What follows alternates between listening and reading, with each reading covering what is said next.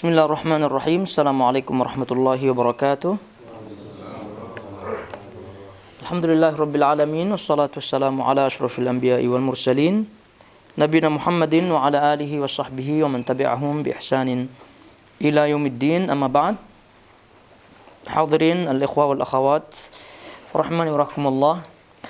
Alhamdulillah, tentunya pada hari ini masih kita diberikan taufik oleh Allah untuk berkumpul di tempat ini guna melanjutkan kembali kajian rutin kita, dan semoga Allah Subhanahu wa taala menjadikan apa yang kita laksanakan hari ini dan juga yang lainnya daripada amal soleh, amal taat kepada Allah Subhanahu wa taala terhitung ke dalam amal soleh yang menjadi pemberat al-mizan kita nanti pada hari kiamat.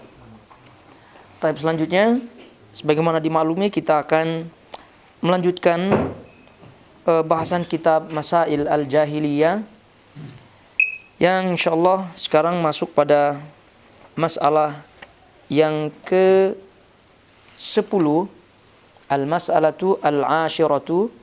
Al-mas'alah ya tentu maksud di sini adalah pembahasan ya yang memerlukan rincian, bukan masalah yang difahami dalam bahasa kita. Taib. Jadi al-mas'alatu al-ashiratu, kata beliau di situ,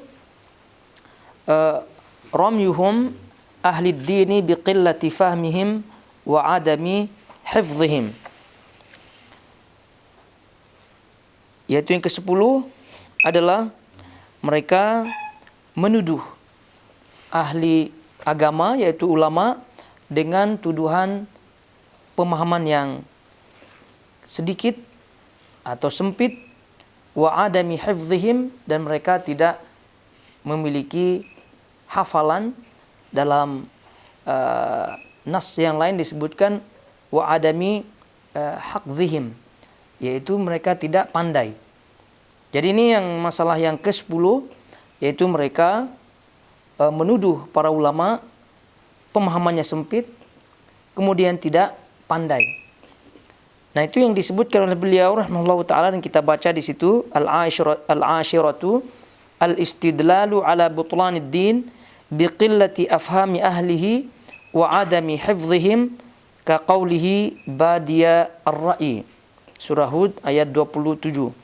Mereka berdalil batalnya suatu agama, yaitu batalnya di sini maksudnya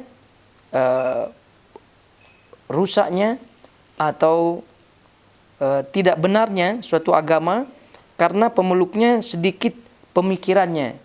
Yang tadi kita sebutkan, pemahamannya sempit dan tidak meneliti menurut pandangan mereka. Tidak wa adami hifzihim. Ya, tidak dapat meneliti menurut pandangan mereka. Hifz maknanya hafalan, ya, ataupun ya boleh juga diartikan sebagai sifat teliti, wawasan yang luas dan seterusnya. Nah, jadi ini poin yang ke-10 yang tadi sudah kita sebutkan judulnya, bahwa yang ke-10 ini diantara sifat-sifat ahlul jahiliyah adalah mengukur kebenaran, mengukur kebatilan dengan melihat orangnya,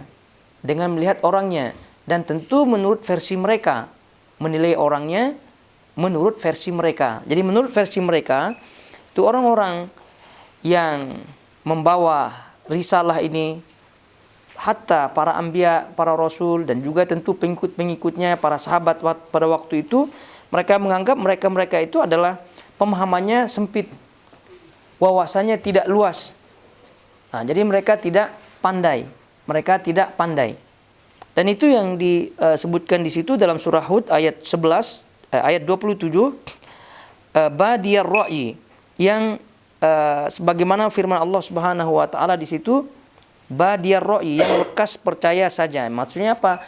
Mereka menyebutkan para pengikut anbiya, para pengikut rasul itu mereka cepat percaya, begitu. Ini badiyar ra'i, jadi lekas percaya, cepat percaya. Jadi orang kalau udah ngomong sekali mereka cepat percaya. Jadi biasanya orang yang cepat percaya itu kan mereka tidak memiliki penelitian atau tidak teliti dalam memilah sehingga cepat percaya. Ini dalam satu sisi ini ada benarnya juga.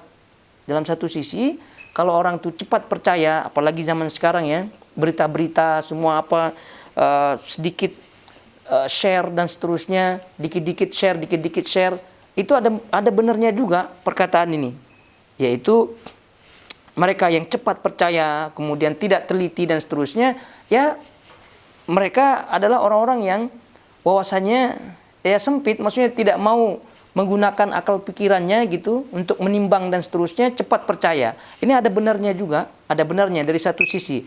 Tapi dari satu sisi yang kita bahas, sifat jahiliyah ini itu malah menggunakan kaidah ini sebagai mengukur kebenaran dan kebatilan, itu masalahnya.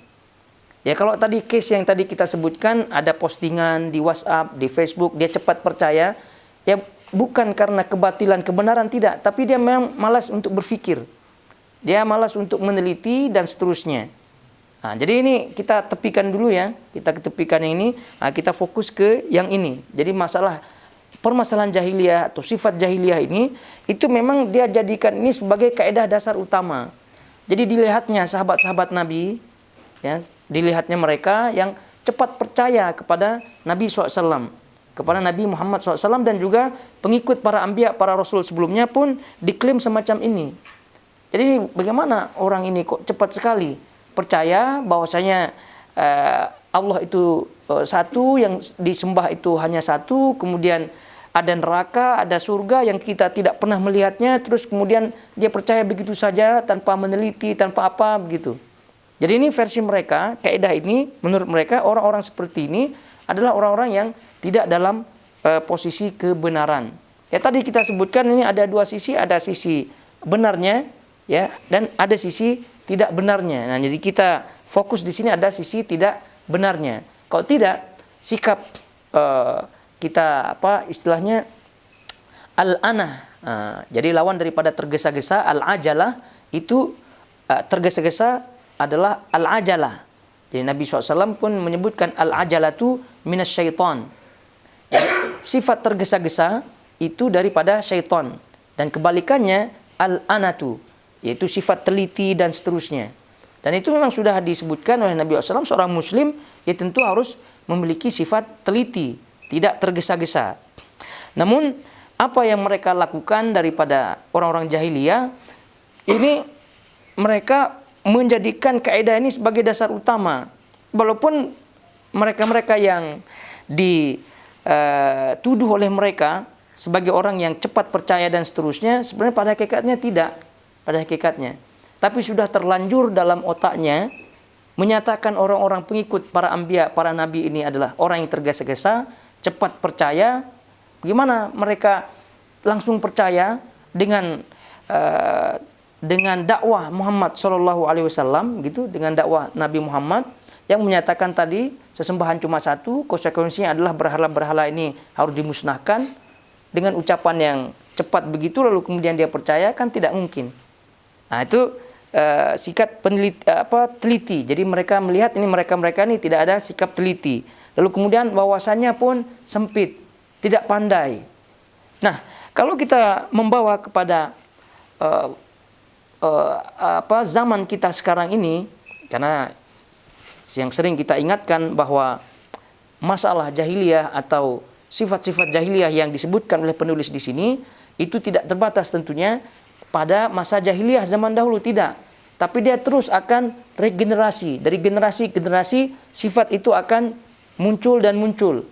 Baik dengan syakal atau bentuk yang sama, atau yang mirip-mirip dengannya, atau mungkin bahkan yang lebih dahsyat dengannya. Jadi itu sering kita ingatkan bahwa mengetahui hal-hal seperti ini untuk menyadarkan kita dan untuk lebih memahamkan kepada kita sesungguhnya kebenaran yang sesungguhnya.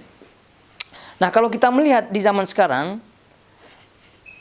orang-orang musyrik ya tentu ya sudah jelas ya, orang-orang musyrik ya sudah jelas melihat kaum muslimin ya seperti orang-orang jahiliyah ini, orang-orang musyrik ini mereka melihat Nabi SAW dengan para sahabat ya, melihat mereka itu tidak pandai seperti tadi ya, kurang teliti dan seterusnya.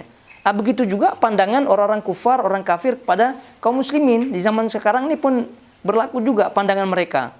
orang-orang Amerika sana yang kafir, orang-orang Eropa sana yang kafir, orang-orang Cina sana yang kafir, memandang kaum muslimin itu masih juga memandang orang yang ya lemah, terbelakang dan seterusnya begitu. Bahkan Arab sendiri ini pun dipandang mereka sebelah mata oleh mereka.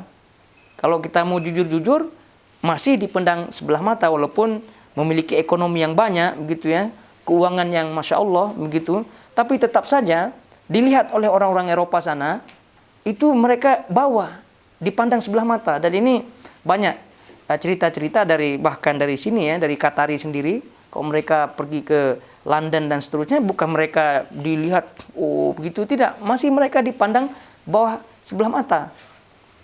Ya apa sebabnya dan seterusnya. Tadi poinnya adalah ya ini Arab secara keumumannya dan Gulf secara khususannya ini kan kaum muslimin. Nah, jadi masih dipandang oleh orang kafir, orang non-muslim itu memandang kaum muslimin, nah itu mereka masih terbelakang. Jadi terbelakang dari sisi yang tadi, bahwa mereka pemahamannya sempit, kurang, dan seterusnya. Bahkan ada ekstrim, dan tidak heran mereka bom sana, bom sini, begitu. Dan seterusnya dari pandangan-pandangan yang pada akhirnya mereka memandang Islam itu sebagai agama yang ya bukan hak, agama yang batil ya, karena melihat pengikut-pengikutnya menurut versi mereka.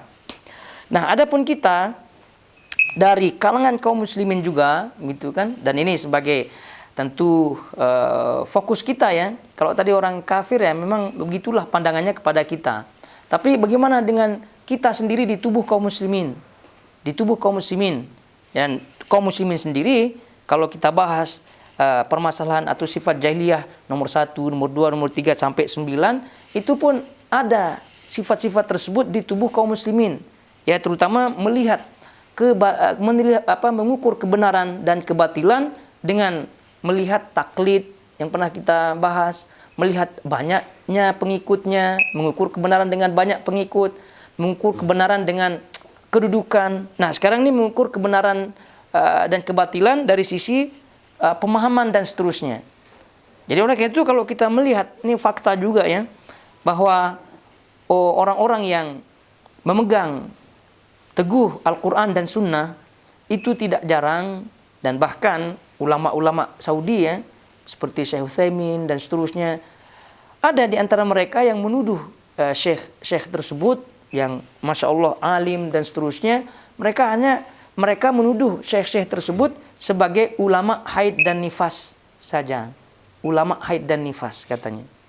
Nah, bayangkan ini tuduhan ini mirip-mirip juga dengan masalah jahiliyah ini, apa yang ke-10 ini. Bahwa orang jahiliyah memandang sahabat-sahabat Nabi, memandang pengikut-pengikut para anbiya dan para rasul sebagai bahwasannya sempit. Jadi dia baca konon satu kitab saja begitu. Jadi wawasannya itu saja. Jadi tidak pandai melihat situasi dan kondisi masalah kontemporer dan seterusnya.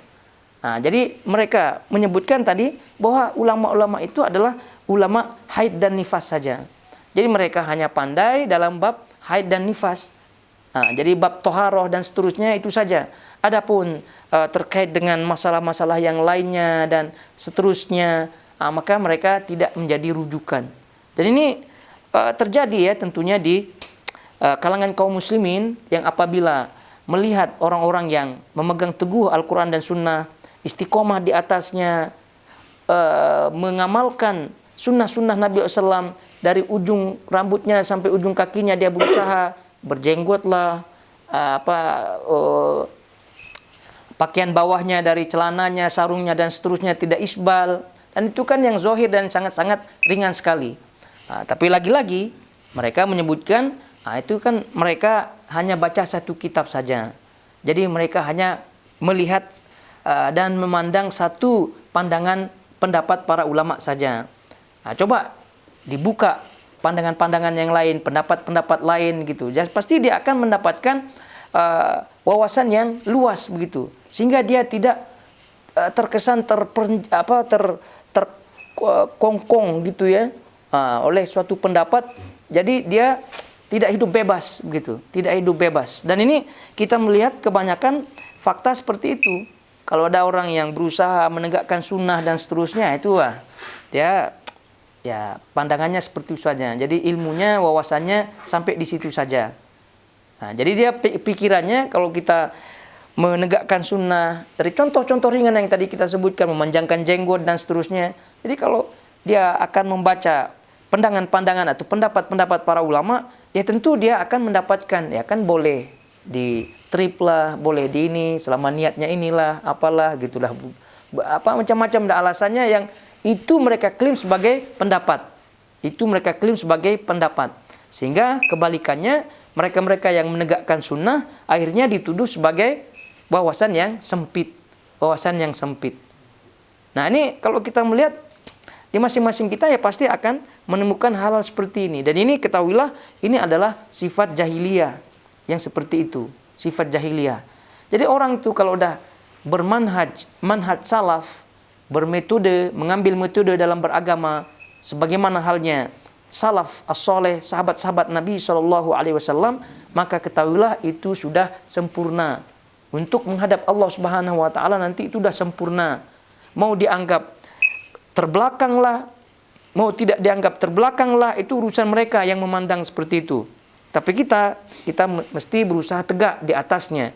Oleh sebab itulah ketika sahabat Nabi SAW atau para sahabat ya memegang kendali kekuasaan setelah Nabi SAW meninggal, tentu Islam menjadi jaya-jayanya, menjadi jaya-jaya. Jadi perhatikan kejayaan Islam gitu di zaman sahabat-sahabat Nabi SAW. Ya tentu sudah pasti mereka menegakkan sunnah, tapi musuh-musuh mereka pun itu tunduk taat patuh kepada mereka-mereka. Sebab itulah qaul atau ucapan masyhur daripada Umar bin Khattab radhiyallahu taala anhu itu sangat-sangat menjadi prinsip pada dasarnya. Nahnu qaumun a'azzanallahu bil Islam. Jadi kita adalah suatu kaum yang dimuliakan dengan Islam. Nah, jadi pernyataan ini ya tentu beliau menyebutkan itu melihat orang-orang di luar kaum muslimin begitu, dan supaya kaum muslimin tegak di situ. Jadi kita adalah suatu kaum a'azzanallahu bil Islam, yang Allah muliakan kita dengan Islam itu sendiri, Islam. Jadi ketika orang itu tidak memegang Islam sebagai prinsipnya, maka ketika itu akan dihinakan oleh Allah Subhanahu wa Ta'ala. Dan ini ucapan beliau sangat masyhur sekali, dan ini sudah diucapkan sudah sekian ratus atau 1000 tahun lebih ya. Dan ini sebagai prinsip. Jadi apapun pandangan orang, jadi kita mesti istiqomah di atasnya. Ini baru disebut nama Islam itu sudah minder ya bahasanya. Dan bahkan kalau mau keluar negeri digantinya namanya, supaya tidak Muhammad, supaya tidak Abdurrahman, digantinya sebagai Joni. Ya itulah ya. Jadi itu menunjukkan bahwasanya izzah kemuliaannya tidak ada. Jadi semakinlah kaum kufar itu merajalela. Kaum kufar itu merajalela memandang kaum muslimin itu rendah. Jadi kalau kita betul-betul tegak di atas sunnah ini, memegang Al-Quran, memegang ajaran-ajaran Nabi SAW dalam kehidupan, maka insya Allah tidak akan ada orang yang merendahkannya. Dan ini sudah terbukti di zaman sahabat tadi kita sebutkan, bahkan sebelumnya di zaman Nabi sudah pasti terbukti. Kemudian zaman sahabat Nabi SAW sudah terbukti bagaimana Romawi tidak berkutik di hadapan Umar radhiyallahu taala anhu, Persia pun tidak berkutik dan seterusnya. Dan kalau kita melihat kekuasaan kerajaan-kerajaan yang tadi Romawi, Persia itu kalau kita melihat lebih besar kekuasaannya daripada yang sekarang ini. Kalau sekarang dikatakan Amerika luas daratannya, tapi kalau kita melihat ya tidak seluas kekuasaan khilafah di zaman dahulu. Dan juga kekuasaan Romawi zaman dahulu, kekuasaan Persia di zaman dahulu. Tapi ketika para sahabat-sahabat Nabi SAW dan juga yang seterusnya memegang teguh prinsip Islam dalam menjalankan politiknya, menjalankan hubungan internasionalnya pada waktu itu, ya diizahkan oleh Allah Subhanahu wa Ta'ala. Kalau di zaman sekarang ya lagi-lagi kita sadar juga ya, ini memang akhir zaman.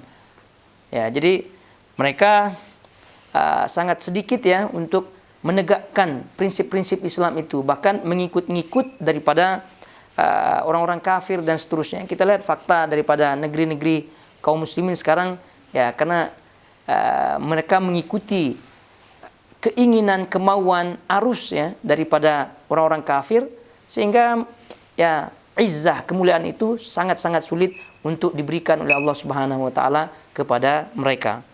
Taib, ini yang ke-10. Jadi ini kita harus faham juga ya. Jadi apabila ada orang di luar sana yang menuduh dan seterusnya mengata-ngatai bahwa itu wawasannya sempit, kitabnya itu saja, dia tidak membaca pendapat-pendapat lain, maka ketahuilah, kita sadar bahwa semenjak zaman jahiliyah, zaman dahulu, ini ucapan-ucapan yang mirip dengannya itu sudah ada. Jadi dipikirnya dia saja yang wawasannya yang luas begitu. Dari setiap sisi bidang ilmu agama. Ya kalau ilmu dunia ya sudah lainnya. Ini kita berbicara ilmu agamanya. Berbicara masalah fikih, berbicara masalah akidah, asma sifat. Nah, jadi karena mereka konon belajar filsafat, belajar mantik dan seterusnya. Nah, jadi dituduhnya orang-orang yang tidak mentakwil, dituduhnya orang-orang yang mengimani apa yang disebutkan oleh Allah Subhanahu wa taala dalam Quran dan juga disebutkan Nabi SAW itu sebagai wawasan yang sempit. Nah, tidak paham bahasa Arab lah. Nah, ini mesti memahami dengan secara keseluruhan dari semua sisi dan seterusnya. Nah, ini adalah fakta yang kita melihat ya di tubuh kaum muslimin itu sendiri. Kalau tadi kita sebutkan kaum kufar memandang kaum muslimin, ya itu sudah jelas. Tapi di tubuh kita kaum muslimin itu juga terjadi hal-hal yang demikian. Oleh karena itu kita sekali lagi tidak gentar dengan hal-hal seperti ini. Jadi kalau sudah jelas, simpel saja kita punya agama. Kalau sudah jelas Al-Quran, kemudian sudah jelas riwayatnya sahih, lalu kemudian amalan sahabat-sahabat Nabi SAW di situ, ya sudahlah. Mau disebut wawasannya sempit lah, mau tidak teliti lah, dan seterusnya. Itulah kita punya agama, itulah kita punya manhaj dalam beragama. Karena sangat-sangat simpel agama ini. Sejarah sudah ada. Kalau kita malas membaca Sahih Bukhari, Sahih Muslim gitu ya, silakan saja baca sejarah-sejarah itu. Apakah Nabi SAW melakukan ini atau melakukan itu, sahabat melakukan ini atau melakukan itu, kan fakta sejarahnya ada. Ya, kecuali kalau sejarah di doif-doifkan, ya itu lain cerita ya. Tapi kalau kita lihat fakta sejarah yang sahih tentunya, maka amaliyah yang sekian banyak yang mereka lakukan, lalu kemudian kita tentang, jadi yang tidak sejalan dengan kita, itu pasti akan terkuak. Namun ya lagi-lagi ini adalah masail atau sifat-sifat jahiliyah yang terus-menerus akan ada. Taib. Selanjutnya kita pindah ke masalah atau pembahasan sifat berikutnya yang ke-11. Yang ke-11 beliau sebutkan di situ i'timaduhum 'ala al-qiyas al-fasid wa inkari al-qiyas as-sahih. Jadi mereka berlandaskan atau melandaskan pendapat mereka atas qiyas al-fasid, qiyas yang rusak, dan mengingkari qiyas yang sahih, Jadi mereka bersandarkan kepada qiyas al-fasid yang rusak dan mengingkari qiyas yang sahih, Tapi kita baca apa yang beliau sebutkan di situ. Al-hadiyatu asyrata atau al-hadiyata asyrata al-istidlalu bil qiyasil fasid ka qawlihi in antum illa basyarun mithluna. Mereka berdalil dengan qiyas yang rusak, sebagaimana firman-Nya, kamu tidak lain hanyalah manusia seperti kami juga. Ini juga adalah termasuk sifat daripada jahiliyah, di mana mereka itu berdalil dengan atau berdalil atas amalan-amalan mereka, berdalil atas pandangan-pandangan pendapat mereka. Salah satu bentuk dalilnya adalah qiyas. Ya tentu mereka ya sudah jelas di sini al-fasid, qiyas yang rusak. Nah, untuk qiyas itu sendiri ya tentu dibahas oleh para ulama di dalam usul al-fiqh. Di situ tuh bahasanya sangat-sangat luas sekali, rinci sekali begitu. Nah, jadi qiyas yang kita bahas ya adalah bagian daripada qiyas yang dibahas oleh para ulama.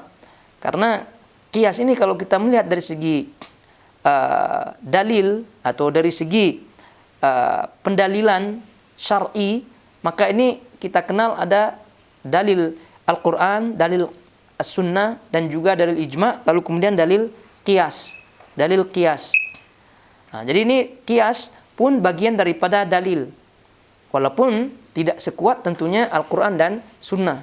Tapi ini bagian daripada dalil yang disebutkan oleh para ulama.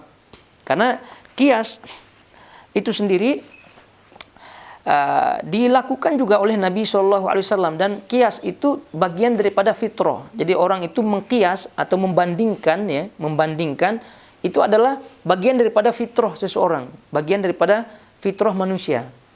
Nah, selalu kita melihat ini sebanding dengan ini sama dengan ini, maka ini. Nah, itu kan adalah bentuk amaliyah qiyas. Dalam keseharian kita pun banyak. Kenapa memecahkan ini, padahal ini sepertinya tidak bisa dipecahkan, begitu. Bisa batu dan seterusnya. Oh, ini mungkin bisa ya, karena kemarin saya pecahkan besi misalnya. Itu kan berarti kias bahwa besi dengan batu. Jadi kalau besi saja bisa, ya kenapa tidak batu ini, gitu. Ya contoh ringannya lah seperti itu.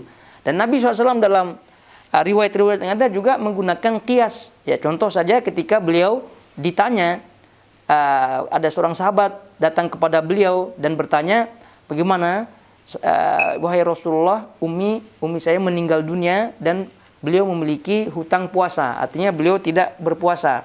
Jadi masih ada puasa yang beliau tidak kerjakan ketika beliau meninggal. Lalu kemudian Rasulullah SAW memberikan gambaran, bagaimana pandanganmu kalau ada orang yang berhutang? Apakah dia wajib bayar apa tidak? Kata sahabat ini wajib bayar. Nah, begitu juga dengan hutang dia kepada Allah Subhanahu wa taala juga harus dibayar. Nah, berarti Nabi SAW memberikan jawaban ini dengan metode kias, mengkiaskan hutang makhluk kepada makhluk dengan mengkiaskan hutang kepada Al-Khaliq, kepada Allah Subhanahu wa taala. Namun ya tentu kita sebutkan bahwa kias kepada Allah Subhanahu wa taala atau terkait Allah Subhanahu wa taala ini yang namanya qiyas al-aula. Qiyas al-aula yaitu qiyas yang lebih utama. Qiyas yang lebih utama. Kalau ada perbandingan antara makhluk dengan makhluk, kalau ada perbandingan antara makhluk dengan makhluk pada suatu sifat yang terpuji, sifat yang sempurna, maka sifat Allah Subhanahu wa taala itu lebih utama. Itu maksudnya daripada qiyas al-aula. Taib, kembali kepada qiyas, ya tentu kita tidak membahas secara detail ya terkait dengan qiyas ini. Namun secara gambaran umum saja bahwasanya disebutkan di sini ada qiyas yang fasid, qiyas yang rusak, kemudian qiyas yang sahih, qiyas yang benar. Ya tentu qiyas yang fasid membandingkan ya suatu hukum dengan hukum yang sudah ada, namun perbandingannya itu jauh. Maka ada istilah qiyas ma'al farid, qiyas yang berlawanan, qiyas yang berlawanan. Maka qiyas yang berlawanan ini yang disebut dengan qiyas al-fasid. Qiyas al-fasid. Kenapa disebut berlawanan? Lain babnya, lain jalurnya. Ya contoh saja ketika ada pandangan pendapat para ulama terutama di mazhab al-Ahnaf, Hanafi ya. Jadi mereka berpendapat bahwa seorang wanita itu bisa mengawinkan diri sendiri. Bisa mengawinkan diri sendiri yaitu tanpa ada wali. Ini adalah pendapat mazhab mereka. Nah, jadi namun ini dibantah oleh para ulama bahwa mereka menggunakan dalil, salah satunya adalah qiyas. Qiyasnya apa? Qiyasnya bahwa nikah ini adalah muamalat. Muamalat itu maknanya ada akad kan? Akad. Nah, jadi ijab wal qabul itu ada muamalat, ada akadnya.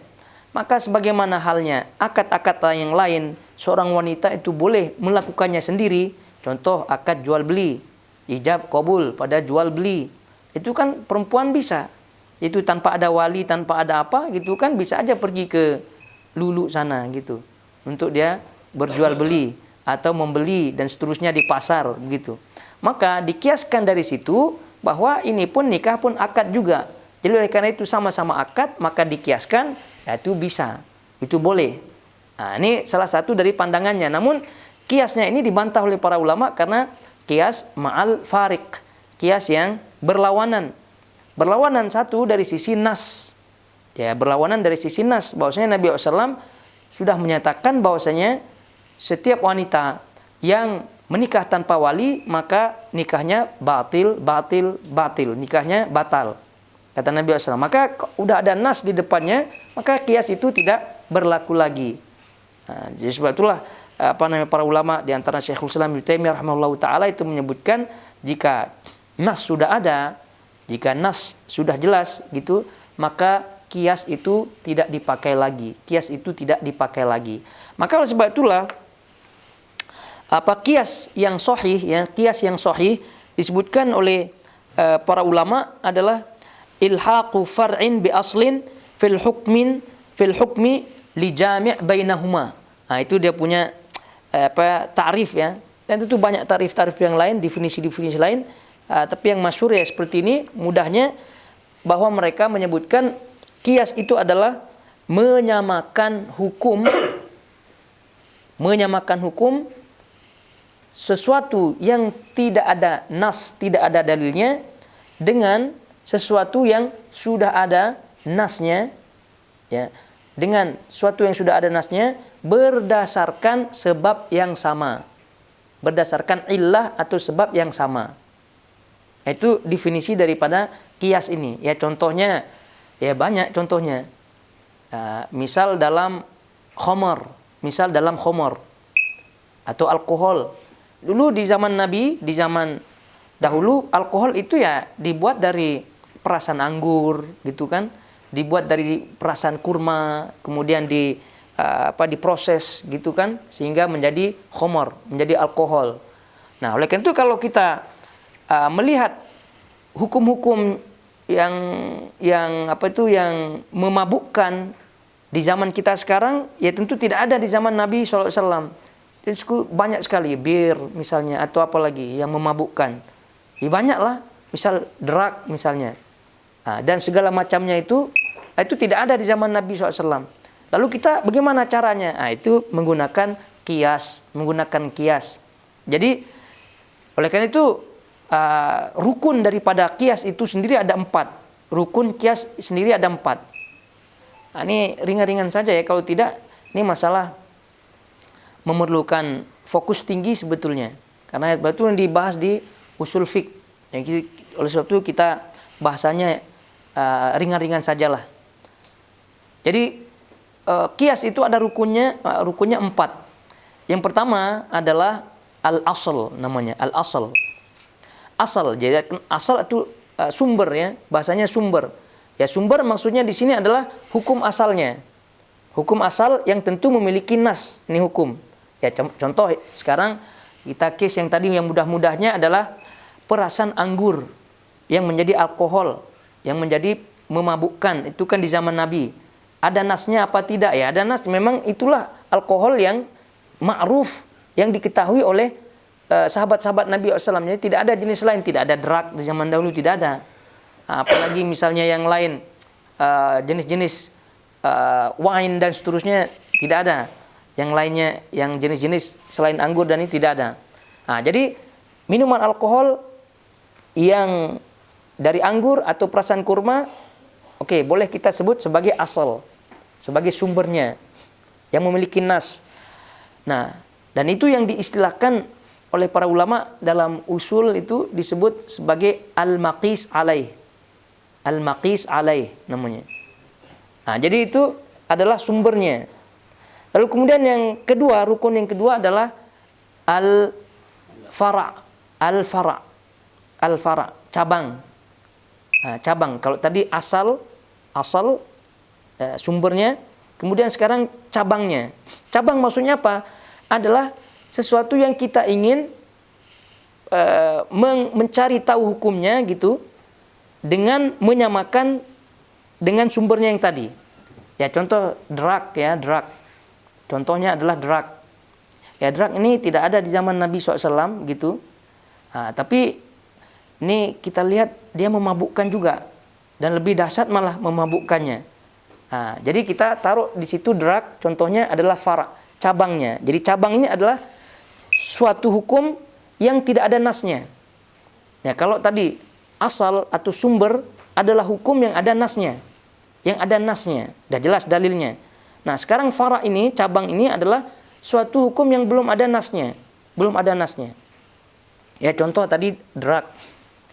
Kemudian asal sumbernya tadi yang ada nasnya, yang sudah diketahui di zaman dahulu adalah wine dari perahan anggur atau kurma tadi. Dah ada nasnya, hukum ada nasnya. Itu asal atau sumbernya. Sekarang fara adalah hukum yang belum ada nasnya. Rukun 1, rukun 2, rukun 3 adalah illah. Illah. Illah ini alasan atau sebab. Alasan atau sebab. Sebab. Nah, illah ini yang biasa dipermainkan kadang-kadang ya. Illah ini adalah disebutkan oleh para ulama adalah wasfun mundhabit. Jadi suatu sifat yang sudah ada ukurannya. Yang tidak bisa dibagi-bagi dan tidak bisa berubah-ubah. Itu namanya ilat. Jadi oleh karena itu, kalau ilatnya itu memang ada, tapi kadang-kadang berubah juga. Kadang ada, kadang tidak, kadang bisa dibagi, maka itu bukan ilat yang dipakai yang dimaksud di sini. Kalau itu dipakai juga, maka nanti masuk ke dalam qiyas fasid. Masuk ke dalam qiyas fasid. Ilat ini juga kalau bertentangan dengan nas, maka tidak berlaku juga. Kalau bertentangan dengan nas, dengan dalil yang lain, maka ini juga tidak berlaku. Jadi kalau memaksakan memakai juga masuk dalam qiyas al-fasid. Ilat. Ya, contoh tadi asal sumber yang contoh tadi kita sebutkan adalah minuman keras dari perasan anggur ya. Perasan anggur atau kurma. Kenapa kita sebutkan itu? Karena itu di zaman Nabi SAW ada. Jadi di zaman Nabi SAW itu ada. Dan kita bisa sebut asal dan memiliki sandaran hukum ada nasnya. Kemudian fara. Tadi kita sebutkan drug karena belum ada nasnya. Tidak ada di zaman Nabi SAW. Ilatnya sekarang. Ilatnya. Masuk apa tidak ilatnya? Jadi ilatnya apa? Ilatnya kata Nabi SAW. Kullu muskirin haram. Jadi setiap yang memabukkan itu haram. Setiap yang memabukkan itu haram. Nah, jadi Nabi tidaklah sebut secara spesifik, secara khusus drug kan, tapi pasti yang beliau maksud adalah si wine yang dari anggur atau dari kurma tadi. Nah, oleh karena itu kita bisa ambil sebagai ilat, sebab alasan yang menggabungkan antara sumber dengan fara atau sumber dengan cabang tadi adalah mabuk. Nah, jadi ilat ini fungsinya apa? Ilat ini atau sebab atau alasan ini fungsinya apa? Menggabungkan antara asal sumber tadi dengan cabang. Oleh karena itu kalau ilatnya itu tidak nyambung, maka sumber dengan fara ini pun tak nyambung juga. Jadi kalau dia tidak nyambung, maka akhirnya terjadilah yang namanya qiyas al-fasid. Terjadilah yang namanya qiyas al-fasid. Tak nyambung. Ilatnya tak nyambung. Jadi ilat ini fungsinya adalah menyambung. Jadi sekarang ilat kita ini memabukkan. Ilat ini kita sebut memabukkan. Bisa apa? Tidak. Sebagai sambungan antara sumber dengan fara. Bisa apa tidak? Kita lihat minuman keras yang dari anggur tadi memabukkan apa tidak? Memabukkan. Drug ini memabukkan apa tidak? Memabukkan. Maka kalau dua-duanya memabukkan, maka itu sudah pasti bisa dipastikan sebagai alat untuk penyambung. Ilat ini adalah fungsinya untuk menggabungkan, menyambung. Jadi kalau bisa digabungkan, nyambung, maka itu termasuk ilat yang sahih dalam hal ini. Tadi kita sebutkan bahwasanya memabukkan. Itu bisa dibagi-bagi apa tidak? Kadang memabukkan apa tidak? Memang kalau sudah jadi wine dan seterusnya gitu ya memang memabukkan. Drug itu kalau tidak memabukkan ya tidak laku dia. Ya, ekstasi apa namanya itu? Heroin dan seterusnya.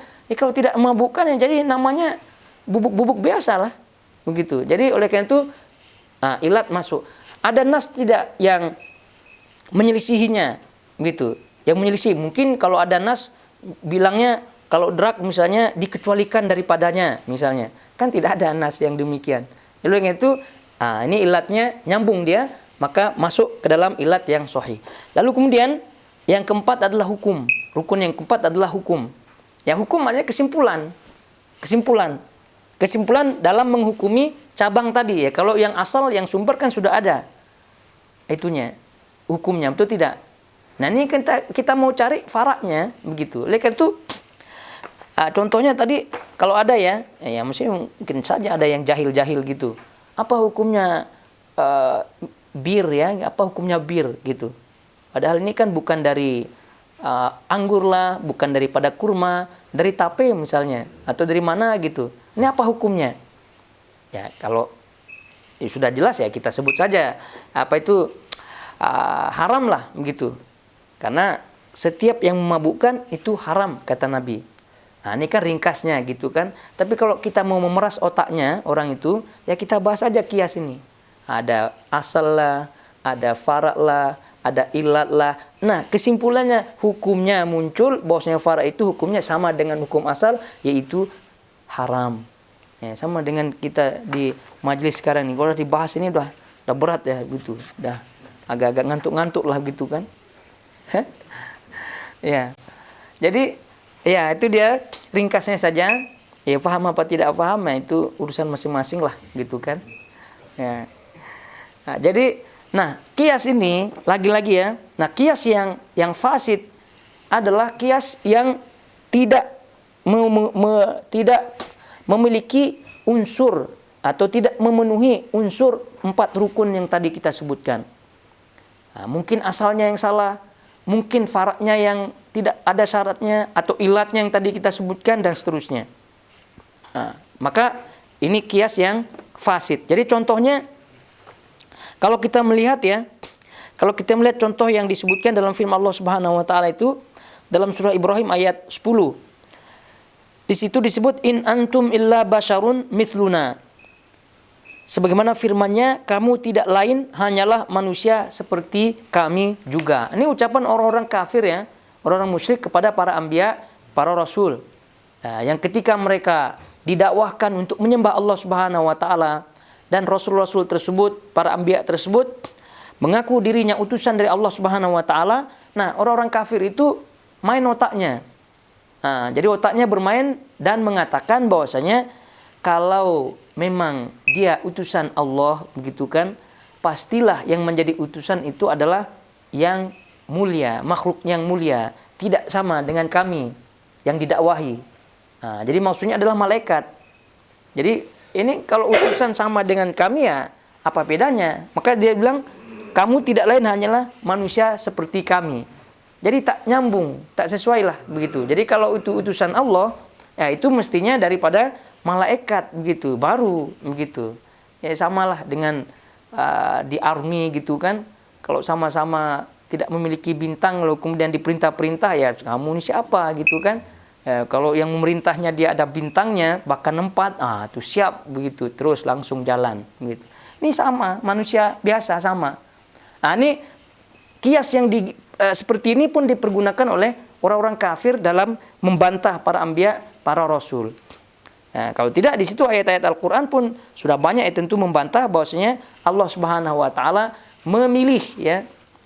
Allah Subhanahu wa taala Allahu yastafi minal malaikati rusulan wa minan nas. Jadi Allah Subhanahu wa taala memilih utusan-utusannya itu dari kalangan manusia dan dari kalangan malaikat dan juga dari kalangan manusia. Itu dalam surah Al-Hajj ya, ayat 75, 76 dan juga yang lainnya daripada ayat-ayat yang menegaskan bahwasanya para rasul itu dari manusia dan Nabi SAW juga menyatakan dirinya adalah rasul. Jadi sudah jelas. Namun lagi-lagi kiasnya ini kias yang batil. Nah, kalau masih ingat tadi atau mungkin siapa yang mencatat tadi rukun kias yang 4, coba kita masukkan ini ke dalam rukun yang tadi. Ini orang kafir kan mengkiaskan manusia dengan malaikat, ya, manusia dengan malaikat. Sehingga bagi mereka orang kafir ini manusia dengan malaikat itu tidak nyambung, sehingga ya tidak sesuai untuk dijadikan utusan oleh Allah Subhanahu wa taala. Nah, ini kias al-fasid tentunya.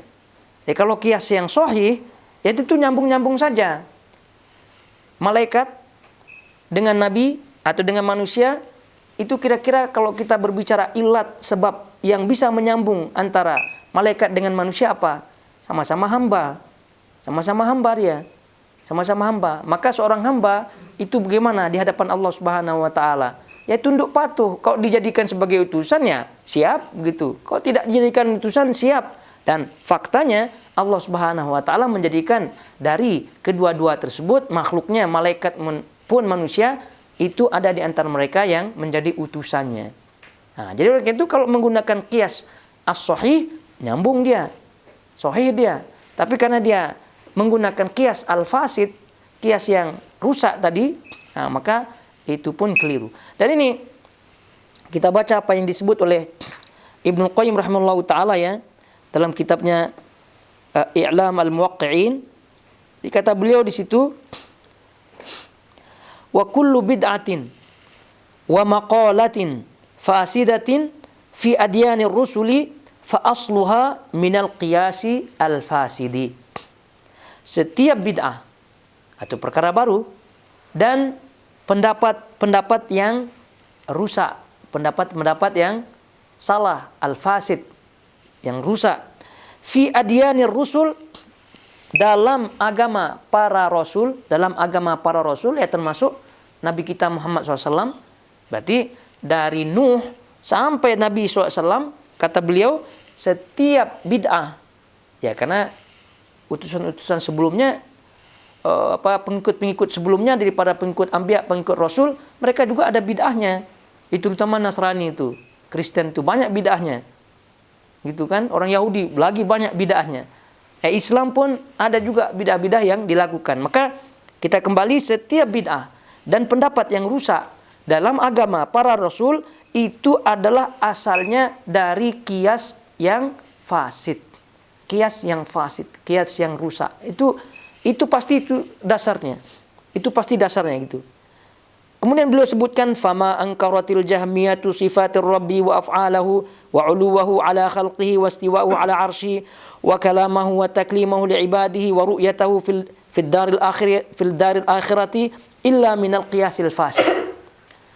Jadi maka contohnya kata beliau, tidaklah kaum Jahmiyah, maksudnya Jahmiyah salah satu kelompok yang sesat tentunya ya, tidaklah kelompok Jahmiyah mengingkari sifat Allah Subhanahu wa taala, mengingkari perbuatannya, mengingkari ketinggian Allah Subhanahu wa taala di atas makhluknya dan juga istiwanya di atas arsy dan seterusnya kata beliau, kecuali atas dasar qiyas al-fasid.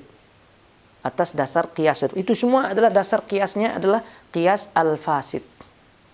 Nah, contohnya saja ya. Contohnya istiwa lah ya. Yang istiwa Allah Subhanahu wa taala di atas arsy-Nya. Nah, jadi kenapa mereka menolak sifat-sifat Allah Subhanahu wa taala yang lain, terutama sifat dzatiyah seperti istiwa, seperti tangan dan seterusnya? Kenapa? Karena menggunakan qiyas al-fasid. Yang pertama, ketika dia membaca tsumma stawa 'alal arsy, Allah Subhanahu wa taala kemudian beristiwa di atas arsy-Nya. Ketika dia membaca ayat ini, otaknya langsung main. Satu, istiwa ini adalah sifat makhluk. Kemudian Allah kan tak sesuai dengan makhluknya. Maka oleh karena itu kias seperti ini itu dia gunakan, lalu kemudian dia hasilkan kesimpulan bahwa Allah tidak sepatutnya disebut istiwa di atas arsy-Nya. Karena dan seterusnya daripada alasan dikuasai oleh arsy-Nya, maknanya Allah berhajat, membutuhkan makhluknya dan seterusnya daripada alasan-alasan klasik yang sering kita dengar. Itu semua adalah akibat qiyas al-fasid. Jadi karena itu dijawab oleh para ulama bahwa tadi kita sebutkan kalau sudah ada nasnya, maka kias tidak dipakai lagi. Dan tadi di awal kita sebutkan bahwa kias ini urutan keempat dari sisi pendalilan. Urutan keempat dari sisi pendalilan. Quran dulu, kemudian sunnah, kemudian ijma, kemudian barulah dia kias ini. Jadi kalau udah ada Qurannya, kalau udah ada hadisnya, ngapain nih pakai ijma lagi, ngapain pakai yang kias lagi begitu. Nah, ini masalah sifat Allah Subhanahu wa taala. Dah jelas nasnya, tinggal iman saja. Ngapain pakai kias segala dan seterusnya. Maka sekali lagi kalau sudah ada nasnya tak dipakai lagi kias. Maka kalau dipaksakan kias juga, itu namanya kias fasid. Itu namanya kias fasid. Terus kemudian kata beliau banyak ya, ucapan beliau sampai ucapan beliau kita baca Ibnu Qayyim tadi kita sebutkan di kitabnya I'lam Al-Muwaqqi'in. Nah, ya. Kata beliau rahimahullahu taala di situ, wa ma fasada min amril alim wa khariba ma khariba minhu illa bil qiyas al fasid. Dan tidaklah ada kerusakan yang ada daripada ulama melainkan kecuali atas sebab kias yang fasid ini. Nah, ini itu ringkas kata beliau rahimahullahu taala. Jadi tidaklah ada kerusakan yang disebabkan oleh seorang alim atau ulama melainkan kecuali dengan kias al-fasid. Lalu kemudian beliau sebut wa awwalu dzambin usiyallahu bil qiyas al-fasid. Dan maksiat, dosa yang paling pertama yang dilakukan oleh makhluk Allah Subhanahu wa taala itu atas dasar qiyas al-fasid. Ya. Qiyas al-fasid. Siapa itu kira-kira? Ya setan, iblis. Disuruh sujud ya kepada Nabi Adam, lalu kemudian dia tidak taat kepada Allah, berarti dia berdosa. Tapi dosanya ini didasari atas apa? Didasari atas qiyas, gitu kan? Oleh itu Allah bertanya itu di awal surah Al-A'raf, wa ma mana'aka alla tasjuda id amartuk. Jadi apa yang mencegahmu gitu kan untuk bersujud ketika aku perintah untuk bersujud. Khalaqtani min nar wa khalaqtahu min tin. Jadi jawabannya ringkas gitu kan. Iblis itu menjawab, engkau menciptakan aku daripada api dan engkau menciptakan dia yaitu Adam daripada tanah. Nah, mengkiaskan tanah dengan api. Jadi tak nyambung kan? Jadi oleh karena itu hasilnya pun fasid, rusak. Jadi oleh karena itu tentu kata Ibnu Qayyim rahimahullahu taala ini sangat-sangat bagus sekali ya. Tentu panjang ucapan beliau di kitab Al-I'lam Al-Muwaqqi'in tadi kita sebutkan. Namun yang kita sebut adalah ringkasnya saja. Jadi kalau kita perhatikan betul apa kata beliau. Kerusakan-kerusakan yang ada, bid'ah-bid'ah yang ada, pendapat-pendapat yang nyeleneh dan seterusnya, yang menyelisihi nas dan seterusnya, tadi kerusakan-kerusakan yang dari seorang alim, kiai dan seterusnya, itu semua sumbernya adalah qiyas al-fasid. Qiyas al-fasid. Terlalu banyak kiasnya. Ya, contoh ringan saja, Maulid Nabi. Ini kira-kira dalilnya apa mereka? Ya pasti dalilnya qiyas. Gitu. Dalilnya qiyas. Kalau kita bilang tidak ada dalilnya gitu. Tidak ada dalilnya. Gitu. Tuh, kamu saja tidak ada di zaman Nabi katanya. Sudahlah. Kamu diam saja gitu. Tidaklah kamu melihat. Gitu kan. Nabi SAW itu kan berpuasa di hari Senin, Kamis.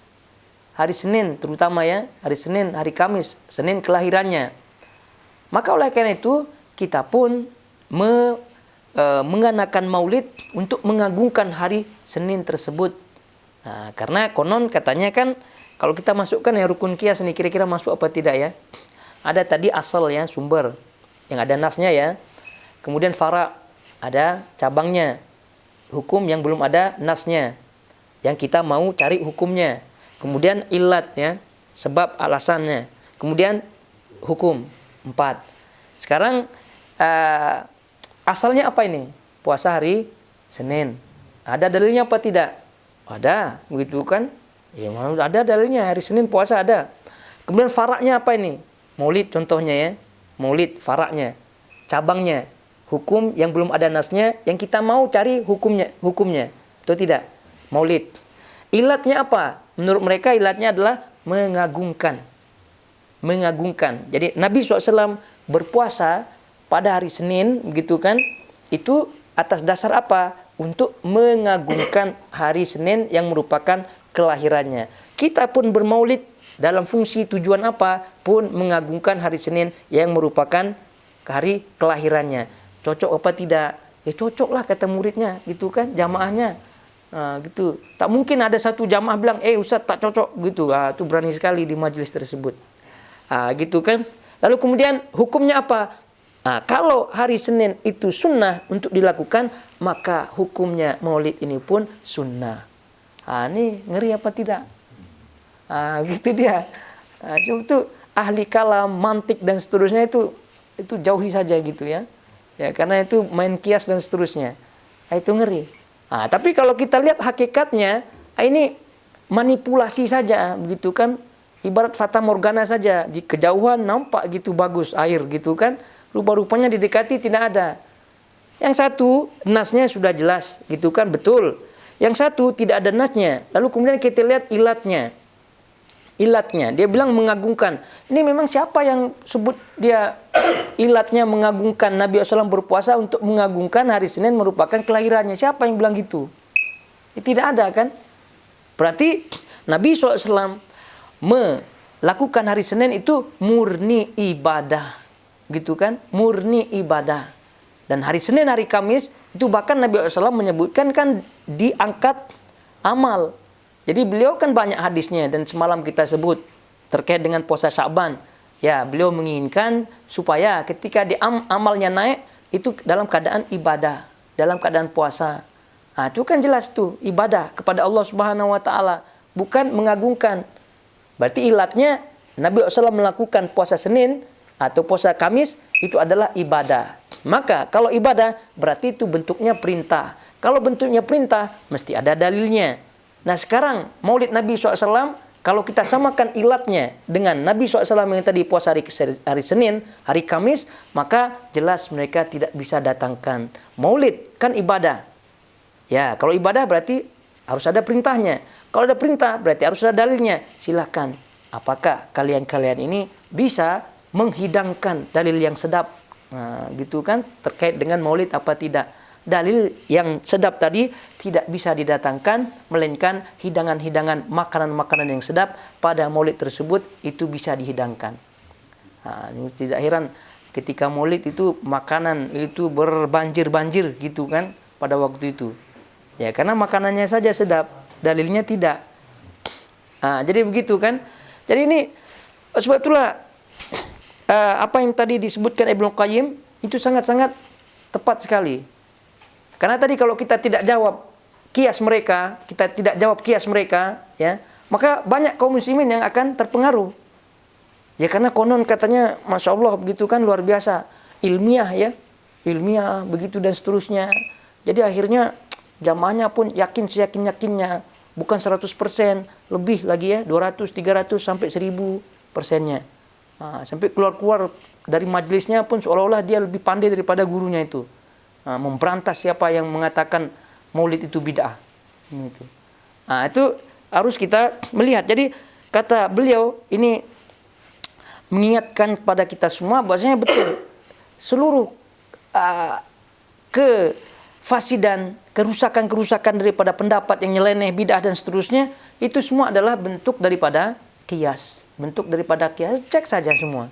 Mau tahlilan lah namanya, mau bid'ah, apa itu tadi maulid lah namanya. Nah sekarang nih Isra Mi'raj lah. Sudah ya Isra Mi'raj. Dan seterusnya daripada amalan-amalan yang tidak ada contohnya daripada Nabi SAW, itu semua adalah kiasnya adalah kias al-fasid. Kias al-fasid. Nah, ini udah zuhur sepertinya ya. Jadi untuk bahasan poin yang ke-10 ini rasanya kita Hmm? Iya, kita cukupkan saja ya. Ini nanti meluas bahasan kita, makin memeningkan keadaan-keadaan yang ada di sini. Jadi rasanya itu saja ya. Itu saja. Nah, kalau untuk apa itu tadi kita sebutkan asma wa sifat Allah Subhanahu wa taala, maka ini tidak berlaku kias di dalamnya. Tidak berlaku kias di dalamnya. Tadi kita sebutkan kalau sudah ada nas, maka itu kias tidak berlaku. Lalu kemudian kalau tadi disebutkan contohnya Allah Subhanahu wa taala, ya sering dicontohkan sifat tangan ya contohnya. Ya. Jadi sifat itu kan antara makhluk dengan makhluk yang antara makhluk satu dengan makhluk yang lain itu sama namanya, tapi hakikatnya tidak sama, atau tidak? Nah, seperti kucing ada tangan, lalat ada tangan, semut ada tangan, tapi kan tangan keduanya tidak sama, tapi namanya sama. Nah, begitu juga dengan Allah Subhanahu wa taala. Akan sering kita diberikan ilustrasi seperti itu. Ini boleh apa tidak? Nah, ini tadi di awal kita sebutkan ini minbab qiyas. Ini minbab qiyas. Tapi qiyasnya apa? Qiyas al-aula. Jadi qiyas al-aula itu adalah yang disebut oleh para ulama, qiyas aula itu adalah fara'. Fara' itu lebih dahsyat, lebih utama daripada asalnya. Daripada asalnya. Itu namanya qiyas al-aula. Sebab itu tadi yang 4 rukun itu kalau membahas qiyas itu mesti di luar otak itu yang 4 itu. Di luar kepala. Karena datang contoh masukkan di ini asalkah atau farakkah atau ilatkah atau hukumkah gitu. Nah, ini sekarang bahasan qiyas al-aula. Qiyas aula itu adalah faraknya itu lebih ya daripada asalnya. Maka itu disebut qiyas aula. Jadi contohnya bagaimana hukum menampar orang tua, ibu atau ayah. Bagaimana hukumnya? Sudah haram lah ya, pastilah. Sudah haram pasti. Nah, tapi kalau kita mau menelisik sedikit, itu terus dalilnya bagaimana dalilnya? Karena di zaman Nabi tidak ada yang menampar orang tua kan? Tidak ada yang menampar orang tua. Jadi kan katanya sedikit-dikit dalil. Jadi datangkan dalilnya mana? Ya memang tidak ada riwayat mana ada sahabat atau kejadian yang menampar. Hatta orang jahiliyah pun sangat-sangat tunduk pada orang tuanya kan? Tidak ada yang menampar. Nah, maka dalam ini kita pakai qiyas al-aula. Dalam Al-Quran ada tidak? Tidak ada juga disebut. Dalam hadis tidak ada disebut juga menampar. Tapi kita membaca dalam surah Al-Isra itu fala taqul lahuma uff. Jangan kamu katakan kepada keduanya depannya itu uff, kalimat uff, begitu kan? Uff. Uff ini ya macam-macam lah. Kalau kita misalnya begitu kan? Dan seterusnya. Ini kan kalimat yang membantah ya perintah kedua orang tua. Maka mengucapkan kalimat uff itu tidak boleh. Maka kita pakai qiyas al-aula. Sebagai penutup kita masukkan ke dalam 4 rukun ini. Asal yang merupakan sumber yang sudah ada dalilnya adalah surah Al-Isra tadi, yaitu larangan untuk menyakiti orang tua dengan hanya menggunakan kalimat uff. Aduh, begitu kan? Itu sumbernya. Kemudian faraknya adalah yang kita mau cari hukumnya yang tidak ada nasnya adalah menampar. Kemudian ilatnya adalah menyakiti. Kemudian hukumnya baru kita sebut itu haram. Tapi sekarang kalau kita melihat mana yang lebih dahsyat, asalnya atau faraknya? Faraknya. Karena asal yang ada nasnya adalah kalimat uff, gitu kan? Nah, yang kita mau cari hukumnya adalah faraknya, yaitu menampar. Rupanya setelah dicek-cek ilatnya sesuai menyakiti ya. Tapi rupanya faraknya lebih dahsyat ya. Menyakiti akibat menampar itu lebih dahsyat daripada menyakiti akibat uff tadi. Maka oleh sebab itulah inilah disebut sebagai qiyas al-aula. Dalam sifat-sifat Allah Subhanahu wa taala yang berlaku hanyalah qiyas al-aula. Karena tadi kita sebutkan setiap sifat makhluk yang terpuji, yang sempurna, yang tidak ada aibnya di situ bagi makhluk, maka Allah Subhanahu wa taala itu lebih berhak untuk mendapatkan sifat tersebut. Jadi sebab itu sifat Allah Subhanahu wa taala itu hanya berlaku kaidah hukum qiyas al-aula. Tidak kias-kias yang lain, karena kias-kias itu banyak sekali. Sebab itu ini tidak kita bahas. Yang kita bentangkan sedikit saja. Nah, ini pun dikhawatirkan terjadi sesuatu yang tidak kita inginkan, gitu kan? Dari ngantuk dan seterusnya. Baik. Khair, insyaallah sampai sini dulu ya. Nah, jadi kita poinnya adalah sifat jahiliyah tersebut ya. Adapun masalah kias dan seterusnya, kalau nyambung alhamdulillah, kalau tidak pun tak masalah. Ya. Karena tidak ada imtihannya. Baik, barakallahu fiikum wa sallallahu alaihi Muhammad wa ala alihi wasallam. Wassalamualaikum warahmatullahi wabarakatuh. Oh, ini ada pertanyaan ini. Ada pertanyaan. Mana dia? Kita baca dulu. Ada pertanyaan. Satu, bagaimana penggunaan nama Dewi, Sri dan lain-lain yang seakan-akan seperti nama dewa atau Tuhan. Kemudian bagaimana dengan penggunaan morfin sebagai obat. Yang ketiga, menumpuk sejadah atau lebih dari satu biar lebih tebal saat solat, apakah diperbolehkan? Apakah kerudung yang sedang saat solat, yang sedang dipakai saat solat bisa ditarik untuk dijadikan alas muka saat sedang sujud? Ini karena waktunya, kemudian pertanyaannya panjang sekali ya rupanya. Ini jadi kajian jawabannya ini. Iya, jadi kajian. Tapi untuk pertanyaan nomor 1 ya, terkait dengan nama Dewi, Sri dan seterusnya, ya ini tentu kita sebutkan pada asalnya ya tidak dianjurkan ya, karena memang Dewi, Sri dan seterusnya ini kan mengarah kepada non-muslim ya, terkait dengan non-muslim. Tapi kalau sudah terlanjur namanya Dewi, Sri dan seterusnya, maka apalah daya gitu kan. Itu kan sudah tertulis juga di nama sijilnya, sertifikatnya dan seterusnya. Konsekuensinya banyak lah. Malahan nanti warisan tidak dapat ya kalau disebut nama yang lain. Jadi karena itu kalau sudah namanya demikian, kalau sudah terlanjur, maka tak masalah. Ya sudahlah begitu. Nah, tapi kalau belum, ya tentu anak-anak kita ya janganlah. Ini dinamakan anaknya, ada anak kampung jiran ya, tetangga di rumah di situ. Nama anaknya adalah Ganesha. Apa itu? Yang Ganesha? Gitu, Ganesha ya. Ganesha namanya anaknya. Ganesha. Yang gajah itu kan.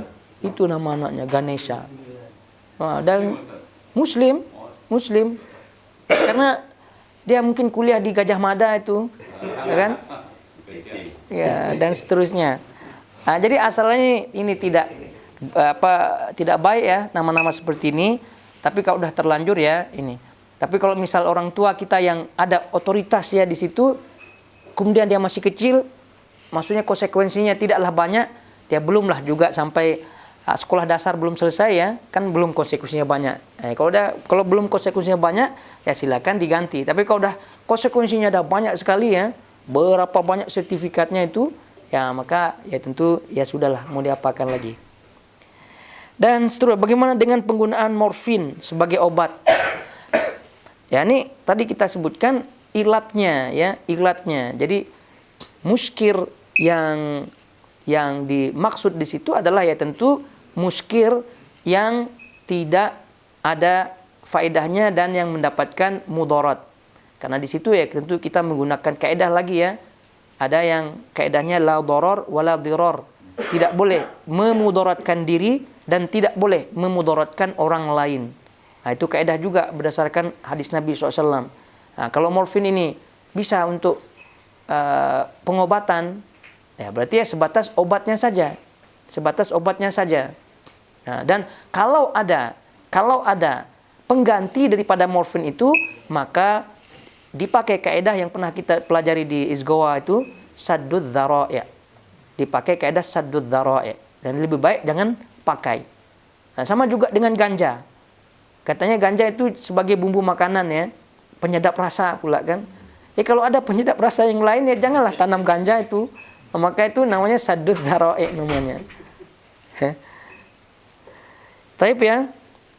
Sampai di sini dulu dan kita tutup. Subhanakallahumma bihamdik asyhadu an la ilaha illa anta astaghfiruka wa atubu ilaik. Assalamualaikum warahmatullahi wabarakatuh.